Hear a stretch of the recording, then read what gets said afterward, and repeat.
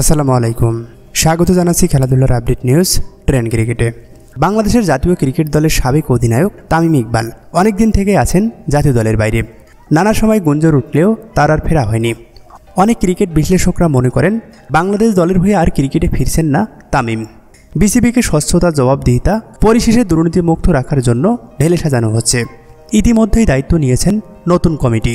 বুধবার সকালে হঠাৎ করে বাংলাদেশ ক্রিকেট বোর্ডের পরিচালক পদ থেকে পদত্যাগ করেছেন বাংলাদেশ ক্রিকেট অপারেশনস কমিটির ভাইস চেয়ারম্যান খালেদ মাহমুদ সুজন।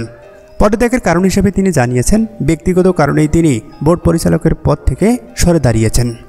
খালেদ মাহমুদ সুজন সাবেক অধিনায়ক ক্যাটাগরিতে পরিচালক পদে নির্বাচিত হয়েছিলেন, তাই তার পদের দাবিদার এখন একমাত্র তামিম ইকবাল। ক্রিকেট বিশ্লেষকরা মনে করেন সবকিছু ঠিক থাকলে খালেদ মাহমুদ সুজনের জায়গায় বসতে যাচ্ছে তামিম ইকবাল।